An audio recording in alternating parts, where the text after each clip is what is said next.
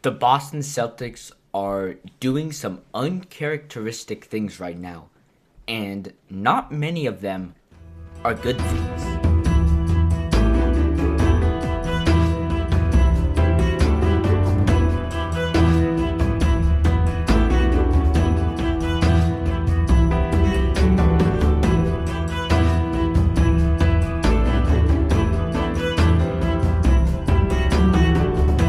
What's up, everyone? Welcome into Your Celtics Source on a cold and rainy Monday morning after a cold and rainy performance last night from the Celtics. They drop a game to the Minnesota Timberwolves, a Minnesota Timberwolves team that had no Anthony Edwards, and the Wolves, they break a 21-year losing streak into the Garden. But as for the Celtics, these uncharacteristic live ball turnovers, getting just bruised and beaten physically. I'm not sure what's going on right now. Jayson Tatum is in a big slump and has been for his entire, 8 or 9 games since he's been back. But he had that great game that looked like against the Suns or against the Warriors rather. And then he has not looked good in the last 2 games in Memphis and against Minnesota. Jaylen Brown had some pretty bad tunnel vision last night. We're going to talk about all of this. We're going to keep it short because we're going to do a full podcast episode coming out later tonight where we actually go in depth and see what's really going wrong for this team. But in this game, they have 9 live ball turnovers in the second quarter alone. Right? This is a team that averages 12 a game. One of, if not the best turnovers, lowest amount of turnovers in the entire NBA. And they have 9 in this second quarter alone. I mean, just giving the Wolves, who don't have, a dominant point guard facilitator without Anthony Edwards, you just giving them easy points. Right?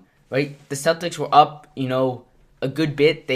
Wolves go on a 19-4 run in that third quarter and just really take over from there in that fourth quarter. The Celtics, they couldn't match the speed, the physicality, all of that stuff that, they really struggle with this year. Teams that have a ton of speed and are just a big physical team. Right? They haven't played many of those, but when they've gone up against those teams like the Thunder, the Pistons, the Spurs to an extent, right? Teams that just have big, dominant guards, they really struggle. And this game was no different. The offense was probably the biggest problem, though, for this team, and specifically without Jayson Tatum and Jaylen Brown on the floor. Joe Mazzulla, right? I think it's hard with Jayson Tatum still being on a minutes restriction, although Jaylen Brown played 35, Jayson Tatum 31, so there's not that much of a disparity. But the Celtics right now are struggling to generate offense with Peyton Pritchard and Derek White. And I know Joe Mazzulla has a lot of trust in Derek White, right? And he's, earned that trust for sure.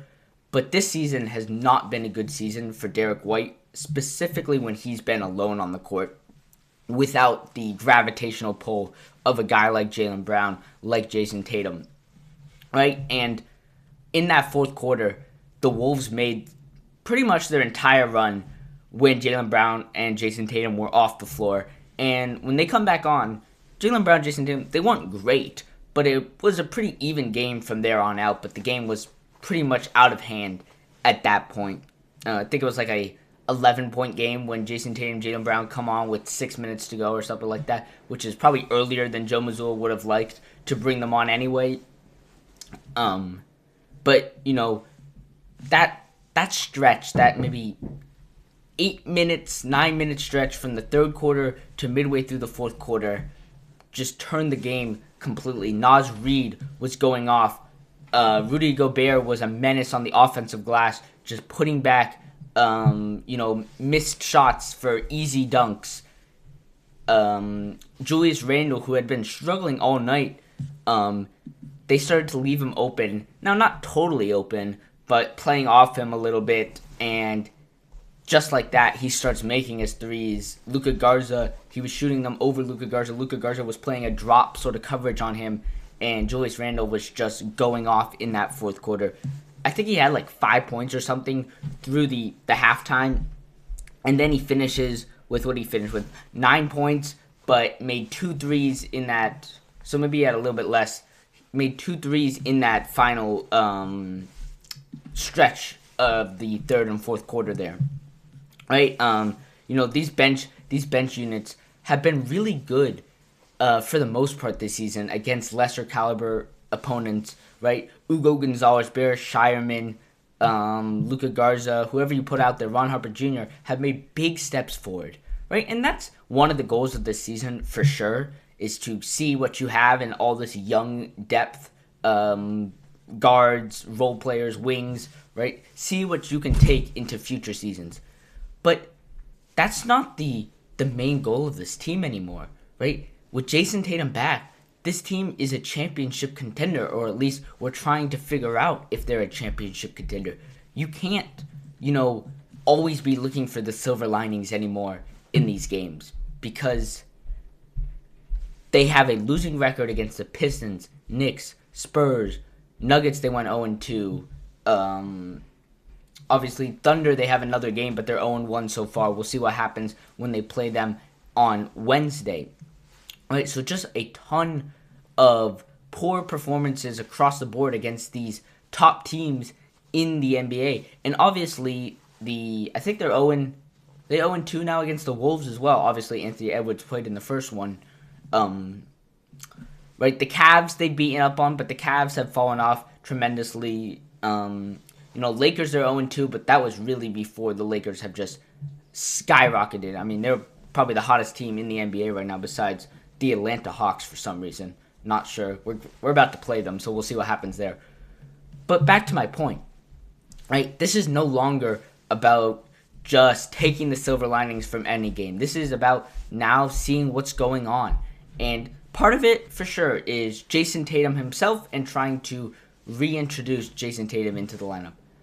But some of the things are not Jayson Tatum's fault. Things that have been happening all season and, was predicted to happen all season, but the Celtics have done a good job of covering it up, right? And that's just those minutes without Jaylen Brown on the floor, right? Jaylen Brown is an MVP candidate solely because of what happens to the offense when he goes off the court, right? He has talent around him, right? It's not like he's driving the offense entirely when he is not on the court, or when he's on the court, but it's what happens when he's off the court against some of these bigger second units for other teams, right? And we saw this in this Wolves game, particularly in that late third and fourth quarter. Right, moving on to Jayson Tatum, right, in his continued ramp up, right? He admitted after the game he's still trying to figure it out. Rhythm, conditioning, not fully back. Shooting, ironically, is something that you think he would be able to work on even when he had the injury. But, the game reps with the crowd and everything and actually being contested, makes a little bit of a difference. He's taking way too many pull-up threes. I think he's doing a better job of getting downhill and now starting to get his legs back under him. So I'm not super concerned about the amount. Obviously, he has to start making them. But there's an interesting dynamic, and we're going to talk a lot more about this tonight in our podcast episode. But Jayson Tatum's doing a lot of standing in the corner and playing what used to be Jaylen Brown's role last season and seasons before, right? Jaylen Brown has taken on Jayson Tatum's role, and Jaylen Brown's doing a lot of standing in the corner. And it worked for Jaylen Brown to do that, even though Jaylen Brown might not necessarily like doing that. It doesn't work for Jayson Tatum. Jayson Tatum's not a spot-up shooter. He has to be moving, getting the defenses to move with him, set screens, and get them off their feet, right? Get them off balance. Jayson Tatum can't do any of that if he's just sitting in the corner as a spot-up shooter, right? And he's just not making enough shots for him to be valuable that way, right? He's always going to be guarded, right? So it's not a problem about guys playing off of him. He will always be guarded. But in today's NBA, you need to do more than just be able to play 5-on-5. You have to create 4-on-3s, 3-on-2s on different sides of the court, and you can't do that if one guy your best player, arguably, is standing in the corner, right? Right, he looks okay physically. I mean, he's not taking a ton of those one-legged jumpers anymore. He's rising up straight for his... He's still moving a little bit forward on those three-point shots. You don't like that. You'd like for him to rise straight up. He's still working on that. I'm not super concerned with that. Right, if the shooting's going to come or it's not.